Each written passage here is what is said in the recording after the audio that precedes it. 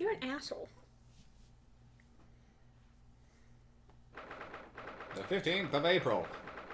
That's, what happened on the 15th of April? I don't know. A lot of stuff here. So this is a British pawnbrokery. Oh my, there are all sorts of tools and contraptions in here that I've never laid eyes on before. Ah, Susato-san, and that spark of wonder in your eyes. You can't wait to scour the shelves, can you? I get the impression you enjoy places like this. Oh yes, I don't know why, but seeing such a lot of things I don't understand is a real thrill for me. My dear fellows, let us not forget why we are here. Oh, Mr. Sholmes. You're dressed! We are calling on matters of business, not pleasure. Now I must take up my fists. Business and pleasure with the pawnbroker.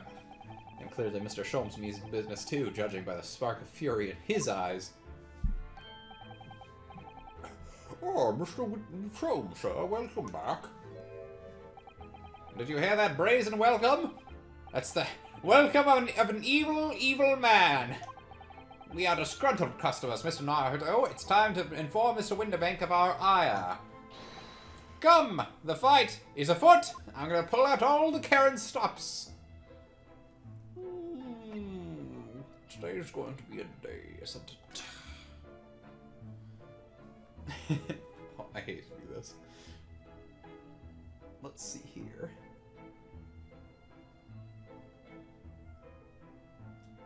What day of the week was April 15th, 1904? April 15th, 1904 fell on a Friday. Mondays, am I right?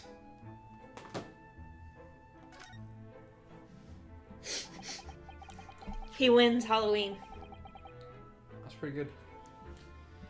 Naturally, you recall this, which I retrieved from you some days ago. Yes? The second-rate fiddle is not my faithful instrument, Mr. Winterbank. The color of the wood is different. It has holes in it. It's not even the same size. Wonderful summary of our observations, Mr. Sholmes. It took you that long to realize that, did it? I'm so very sorry, sir. How utterly unforgivable of me. Inexcusable mistake for a pawnbroker. There's only one way to make amends. I must sacrifice myself. Just runs away. Oh no! Oh no! Shall I have to take my? Oh my god! No! I was joking! Oh no! Ah, that will do.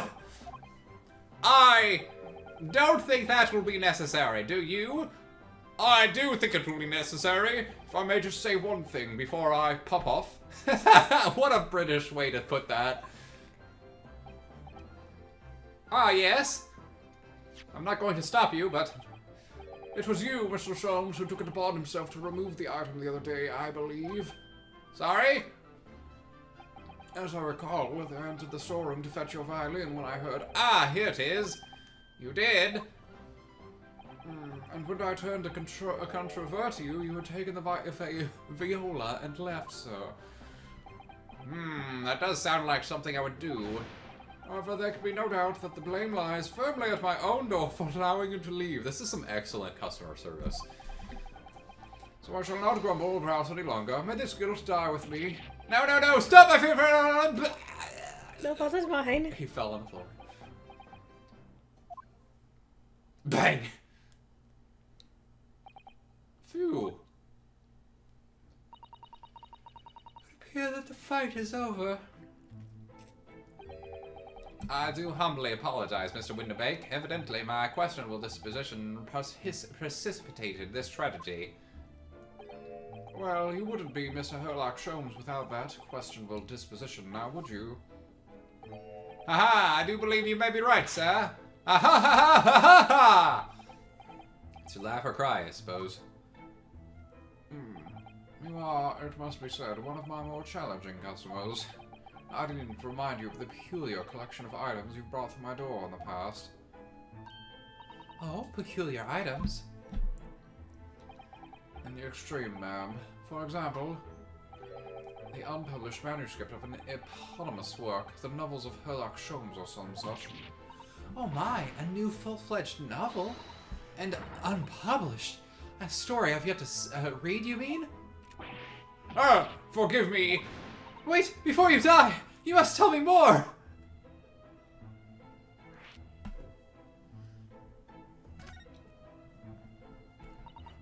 You must know more. Tell me everything. Wow, Susato-san is really fired up now. Is there really an unpublished story under this very roof? Well, one day the gentleman here brought in an old metal chest, you see. I have here a great big metal chest, you see. I would like to entrust this to your care for a while, Mr. Winterbank. For a chest like that, 1 shilling, sir. Not a farthing more. What's a farthing? House is something of great value indeed. The latest manuscript, recounting the adventures of one Mr. Herlock Sholmes. I beg your pardon, a manuscript? You wish to deposit a manuscript? Indeed I do, for I am confidently quite safe here. I lost it. And that was that. As such, Mr. Sholmes' latest tale of otherworldly mysteries lies dormant in my storeroom. Mr. Sholmes, is that really true? Though I sense that someone doesn't want to talk about this. I continue to pay your fee, do I not? Then kindly continue to store my belongings securely. Of course, sir, of course. They're safe and sound with me, I assure you, on my life. It's all very strange. I wonder, could I ask you something? Ah, gentleman from the east, I see. You're one of those Asians, are you? That sable suit, I suppose I could offer you 6 for it. My clothes? Without wishing to offend, the tone is somewhat dull. Sorry? Your clothes, sir. Your splendid attire, ma'am. 5 guineas, no less. The colors are exquisite, the design exotic. The Eastern artistry is its finest, may I say. Oh my, 5 guineas, you say? How interesting. Why do I feel as though I've suffered some sort of defeat here? She's so confident. I'd rather sell my clothes off my back than yours. Actually, I was hoping to ask you about your business. I've heard it said that pawnbrokeries are... I love the fact that he ran to get the gun. Like, that's such a... It's so funny. Yes, sir, indeed. Many of my customers utilize the establishment as you describe. I appraise their items and offer them a proportionate loan of 2 months of secure stowage. If in that time they repay the original sum to me plus the agreed interest, their items are happily returned. This seems dumb, but I guess people use storage boxes all the time, so I guess I can't be too big of a judge. Is that a gargoyles meme? Mm-hmm. Interesting. What happens if they don't pay you the money? Well, then I keep it. The items are offered for sale in my shop, as you can see on the shelves behind me. Oh no. So you never sell items before the 2 months has passed, then? That's right, ma'am, that's right. Which means some considerable responsibility rests on my shoulders. Should a customer's precious belongings be lost, the only recompense is for me to end it all. The very idea, Mr. Winterbank, is an absurdity. One should never talk of one's demise so casually, unless it's funny. Says the man who was telling us all good day to die this morning. That's my favorite Bond novel, not a movie. Movies haven't been invented yet. Movers and shakers, as they call them. Let us not forget that I have already helped you take measures to ensure such a tragedy never occurs. And this actually would be the time period for Bond, too, I think. If I recall correctly, because...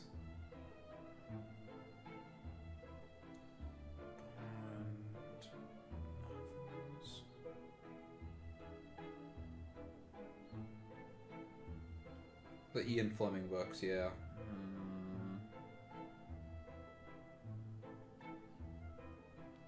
Oh no. No, not even close. It was 1950s. When was that first movie made?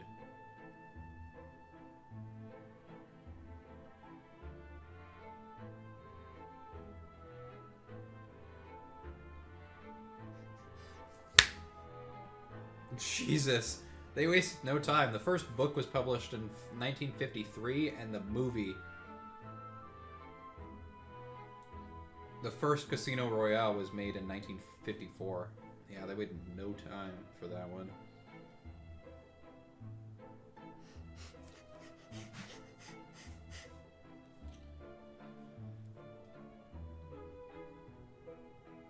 Yeah, I've seen that. It gets me every time. That was a live show. Like a live play. The first movie proper was about 10 years later with Dr. No.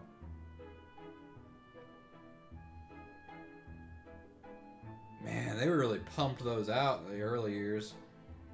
We had like one every other year until License to Kill.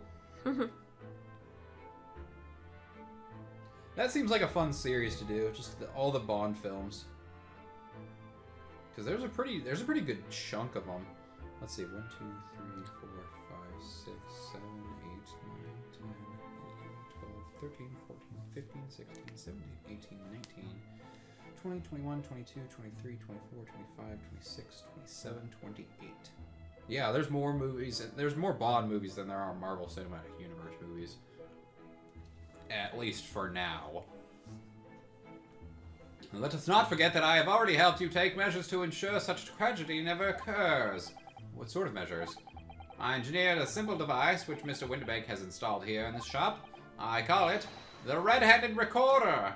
Is that not so, Mr. Winterbank?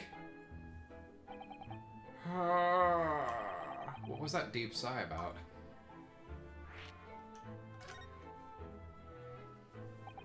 What on earth is a red-handed recorder? Use your eyes, my dear fellow. There are two just below the ceiling. I can see what appears to be a camera attached to some sort of timing device. Very astute. Astute, I say. Hold on, I'm setting a timer. There we go. It is indeed a camera, furnished with some 100 pieces of celluloid film. And every 30 minutes precisely, the camera automatically records the appearance of the shop. This will probably come up in the trial, I'm sure. Here, I have an example I can show you.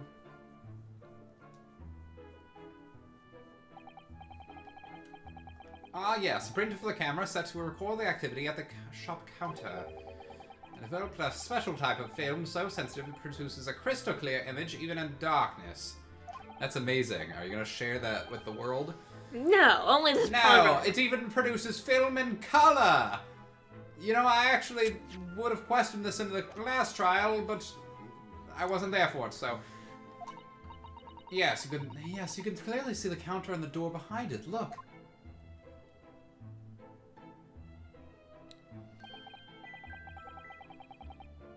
Was that you?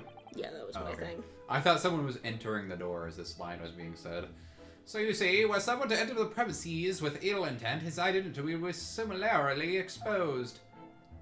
But did you not say that the photographic prints were taken at 30-minute intervals? Indeed, as you say, my dear madam. What happens if the incident were to occur in between times? One could only say, that would be a cruel twist of fate. I must confess that your device has been giving me some cause for distress of late. I beg your pardon, Mr. Winterbank. Surely they are anything but distressing. Reassuring is the word. It is the cost of the film, sir. You most graciously placed not one but 2 cameras in my shop after all, which means I must pay for nigh on 100 utterly useless prints every single day. I'm afraid the cost of the film will break me before I'm very much older. Fuck, I forgot about that. But is it not worth it to have color prints? A small price to pay to ensure the safety of my preferred pawnbrokery, no? My dear fellows, we verge on an age where safety and security come at a price. Oh no, he's getting all NSA on our asses. Oh, heaven help us! Now then, Mr. Soames, allow me to return your That looks completely different. And it also looks smaller. Aren't violas smaller than violins, or do I have it backwards? You have it backwards. So violins are smaller than violas? I believe so, yeah. Okay. Oh, the very thing. Thank you, Mr. Vinderbank. Perhaps this might mark the end of the peculiar items you try to pop, Sure, because if anything were to happen to one of them, this would be the only answer. I really think you ought to stop waving that gun around. Someone could get hurt. Fear not. Sorry? It's not loaded. I've only loaded a single bullet, so no one but myself could possibly be harmed. That's not really what I meant. Good day to you then, Mr. Winterbank. Have fun with your suicide. It's been a pleasure as always, Mr. Soames.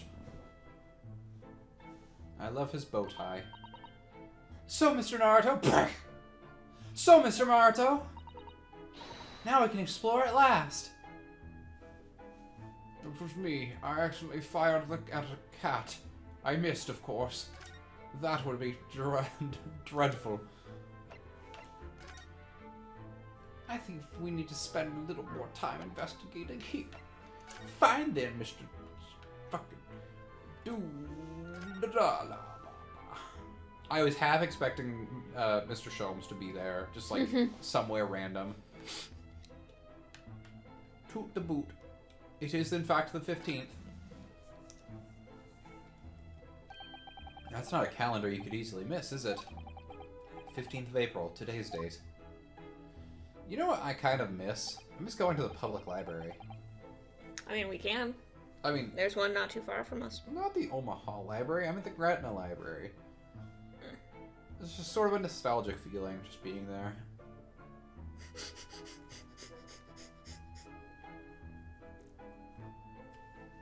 I like whenever you laugh, I can look down and be like, oh, yep, that's something I posted. That's not much for sale, I must point out. It is an Eastern-style page day calendar. Every night at midnight, I tear off the front page to reveal the following day's date. I'm always curious to see what will follow. It's always a big surprise. I tear off that sheet and, lo and behold, it's April 15th the next day. The perfect calendar for a tearaway fellow such as yourself, Mr. Winterbank.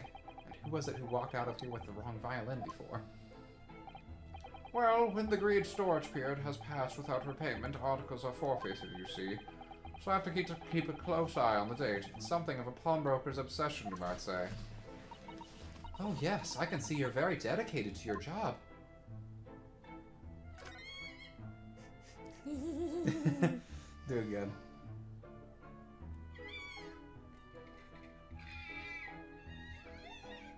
The world's cutest grouch.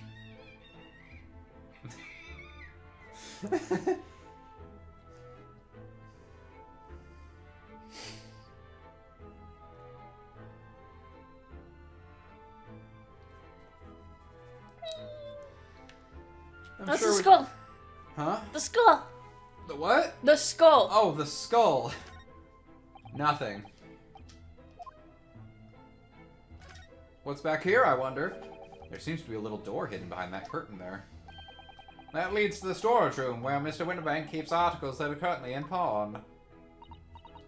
Where does he keep the articles that are currently in Rook?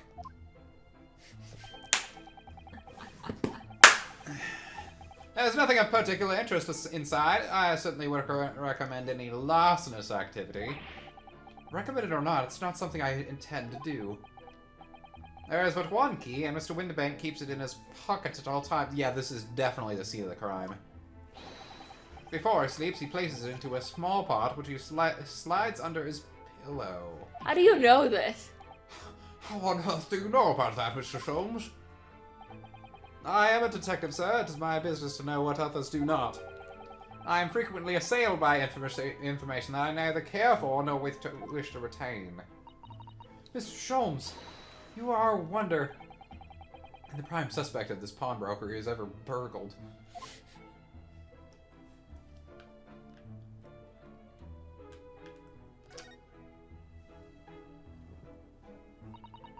Look at the enormous ledger open on the counter there.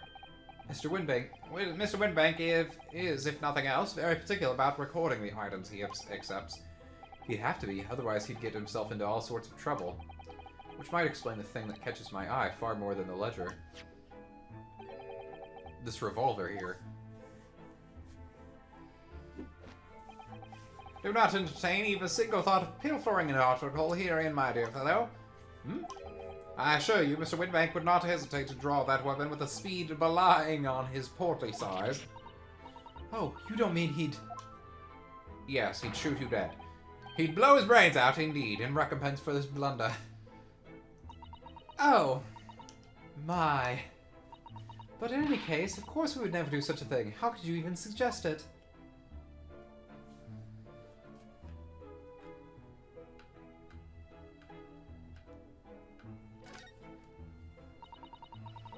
What an assortment of things. Crockery, footwear, clocks and watches. Almost anything you care to imagine. Those are forfeited items offered for sale by the pawnbroker.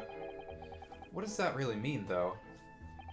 When you pawn, or colloquially pop an item, the broker loans you money against its worth. He stores the item for an agreed period of time, after which the loan must be repaid. If not, he is free to display it in his shop for sale at a price of his choosing. Oh yes, now you've explained it, I'm noticing little price tags on everything. Of course, simply by paying the agreed interest on the loan, one can extend the period of safekeeping. So you may pawn that black garb of yours without fear, my dear. Why does everyone want me to sell my clothes? My treasured I think university. Sholmes just wants you naked. Oh my. Never. It embodies my student spirit. I think you've graduated far too late, my dear boy.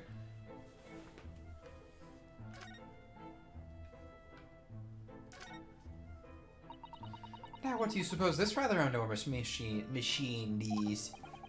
It seems to have two little windows for looking through. Allow me to lighten you, my dear fellows. What you are looking at is a stereoscope. A stereoscope? Fantasizing. That's what I'm doing right now, Mr. Sholmes. It is aptly named, I assure you. Look through the eyepieces and see for yourself. Oh, I should be delighted to. Excuse me a moment while I have a look. Just before you do, there's something I should point out. My dear fellows, in order to see the image properly, stereoscopically, as it were, you will need to be cross-eyed. However, if that is beyond you, it is of little consequence today. Alright then, I'm going to try it.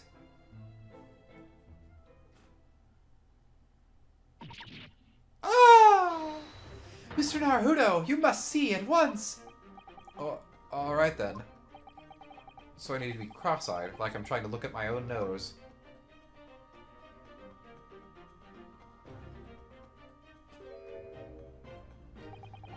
I recognize that girl. I don't believe it.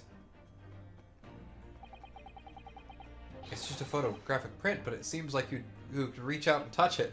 It's 3D imaging! Yes, the sense of death is startling, is it not? Stereoscopes are one of London's many fads. They are often found in little stalls in the park. People queue for hours to see them. Why? Why are people meddling with such black magic? People are not meant to see in 3D. It is of no magic, my dear madam. It is, well, far too complicated to explain it. You take one picture on one side, and you move the camera slightly to the right, and take another picture, and you put them next to each other. And when you cross their eyes, they go together, and it looks like they're in 3D. That's all it is. Eventually, they make glasses to do it. Actually, now that I think about it, have you ever seen a 3D movie with the red and blue film? I've only ever seen it with the, like, glasses. Have you ever seen it? Because, like, that's how they used to do it, right? Mm-hmm. Yeah, I've never seen a 3D movie. Like, before I even got the chance to, they had already switched the new glasses. Have you ever seen a movie with the old 3D glasses? Yeah, I didn't think so. God, 3D movies. You don't see very many of those anymore. Because the concept is really fucking stupid. God, what was the last 3D movie I would have seen? I think it might have been Phantom Menace. On the re-release. I'm trying real hard to think. I don't think I've seen anything since then. Far too complicated to explain at present. Oh. Yeah, it's just what I said. Just in this particular example, you just take one picture, move the camera to the right, and take another picture. Look at this. Whatever could it be used for? I have no idea. Ah. There's a small catch just here. Look. We're going to open it, aren't we? Oh my. That's amazing. It has some sort of spring-loaded mechanism. Which we will never manage to put back the way it was before. What are you two doing? What? Us? Nothing? Oh, no, nothing at all. What have you done? You've broken the, secret box of Timbuktu. Whatever this device is, it seems to have a pair of little windows to look through. I feel as though I've seen something rather similar to this elsewhere. Well, I'm sure that box isn't important at all. Well, should we be going? 3 globes of gold. Is that some sort of charm? What am I looking at? 3 globes of... Oh, out the window? Mm-hmm. Dear me, have you not seen that sign before? No, never. The 3 golden balls are, in Great Britain at least, the universal sign of a pawnbrokery. There are more than 700 such establishments in the capital, all showing the same sign, which means there are, let's see, 2,100 such golden balls. Oh, I see. Ah, I had not imagined your ignorance was so profound. Oh, well, what is the significance of the 3 golden balls then? Does it have some special meaning? No, of course not. Don't be silly. That is entirely unimportant here, dear madam. Irrelevant, even. You mean you don't know either? Is there anything actually to do here? Because I feel like I've touched everything in the room. Nothing's actually given us anything. Oh, there's something right here. Look at this. Look at this lovely big shiny box bee. That is a wall, my dear madam. There's a music box. Surely you have such things in your own country. Oh my, yes, but I've never seen one so large before. Shall we listen a while? Jukebox hero. Yes. Ah, what a sublime sound. It's like the music of angels. I've never heard anything like it before in my life. This particular specimen is of a larger variety, commonly found in public houses and restaurants. There is a metal disc inside on which the notes can be played or recorded. Simply by replacing the disc with another, any music you care to imagine can be played. There's something profoundly missing in today's environment now that jukeboxes are no longer a thing, because, like, obviously for the terms of the establishment, it's more efficient just to have a radio playing shit over the intercom 24/7. It doesn't take as nearly as much wherewithal, and at least in my last place of business, it was on a computer. Like, it just played basically like a Pandora station, and it just played that over the intercoms. It was really, like, it didn't take any effort to just have it going. But, like, I miss jukeboxes because, like, people could specifically choose the music. Like, that's something that's missing nowadays. Indeed, though their popularity has waned recently with the development of the gramophone, of course. Ah. Science and technology advance at such an overwhelming pace to keep up with the demands of capitalism. What? Only tuppence for it? That ain't fair, you know it. This article's barely worth a penny, miss. I cannot offer any more.